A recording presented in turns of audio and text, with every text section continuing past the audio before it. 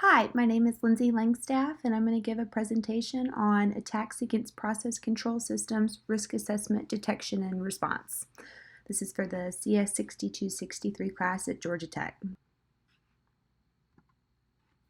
The acknowledgments, you can see the authors are listed below, their associated universities, the conference that this paper was presented in, and the link to the paper.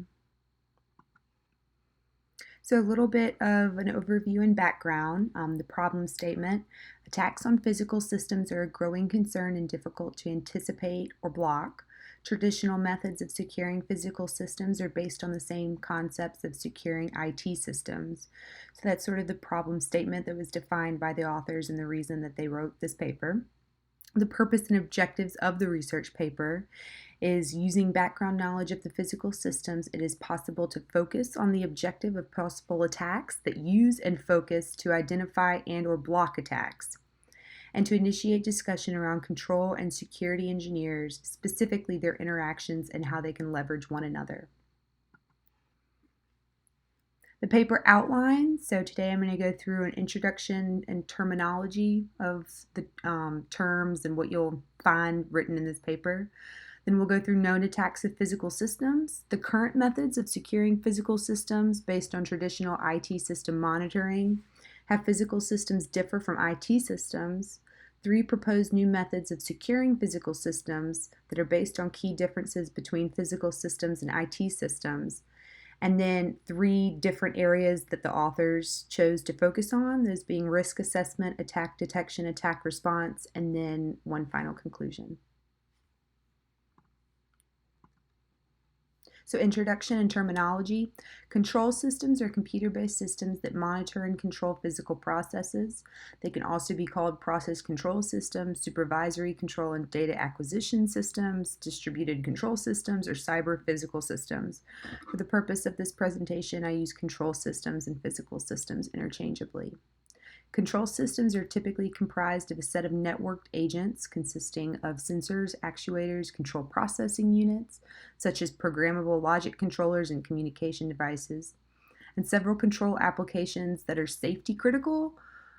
When that word is used, it means that their failure could cause irreparable harm to the physical system being controlled and to the people who depend on it.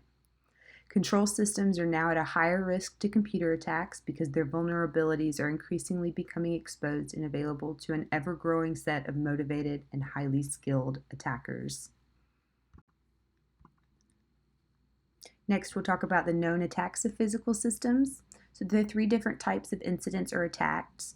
We have computer-based accidents, which are unanticipated software error accidents. Non-targeted attacks, which are incidents that are caused by the same attacks that any computer connected to the internet may suffer from. And targeted attacks, which is the greatest threat to control systems. And this is when the attack strategy is tailored to the system with the aim of damaging the physical system that it's under control.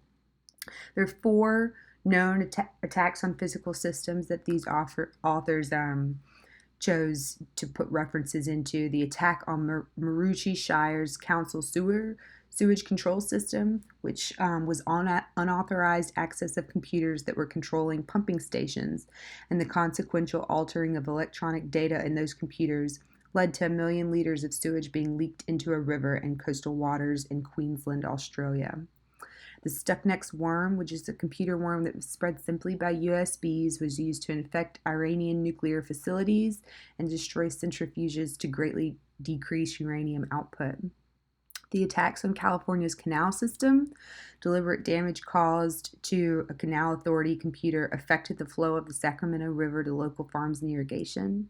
And the attack of an offshore oil platform's leak detection system, which was an attack made on computer systems that monitored 3 Pacific Energy Resources platforms offshore of Huntington Beach for pipeline leaks were disabled, exposing the entire coastline to a potential disaster. So current methods of securing physical systems. Current methods are mostly focused on safety and reliability, mainly to protect against random and/or independent faults, but not deliberate attacks. Below are listed sort of 5 processes in place, groups that have best practices, societies, in order to develop what's known as these current methods. We have the North American Electric Reliability Corporation, NIST, which has published a guide to industrial control system security. The ISA, the Industrial Automation and Control Systems, is developing a security standard to be used in manufacturing and general industrial controls. The Department of Energy, and the use of wireless sensor networks and SCADA systems. All of these center around three main objectives, which are creating awareness of security issues, helping to design security policies, and providing recommendations for prevention, detection, and response. Next, how physical systems differ from IT systems. Traditional IT systems rely heavily on software patching and frequent updates, which are not well suited for physical systems. Large industrial control systems also have a large amount of legacy systems. Real-time availability provides a stricter operational environment than most traditional IT systems. By comparison to enterprise systems, control systems exhibit comparatively simpler network dynamics. Servers change very rarely, there's a fixed topology, a stable user population, regular communication patterns, and a limited number of protocols. The major distinction of control systems with respect to other IT systems is the interaction of the control system with the physical world. And the main focus of this research paper are the three proposed new methods of securing physical systems. So first, centers around risk assessment to better understand the consequences of an attack for risk assessment. The second is attack detection, so to design new attack detection algorithms. By monitoring the behavior of the physical system under control, we should be able to detect a wide range of attacks by compromised measurements. And finally, the attack response, to design new attack-resilient algorithms and architectures. We need to design and operate control systems to survive an intentional cyber assault with no loss of critical functions. So first, we have risk assessment, which is defined by the process of shifting the odds in your favor by finding among all the possible alternatives the ones that minimize the impact of uncertain events. In this paper, the focus is on sensor networks and the possible effects that they have on the control system. Variables include I, which are the sensor, P, the likelihood of an attacker could compromise that sensor, and L, the losses that would be associated with a compromise. In the attack model that's shown on the screen, K represents the attack duration, A is the attack signal, and Y represents the measurements of sensor I at time K. This model can be used to represent integrity attacks and denial of service attacks, which are the focus around this paper.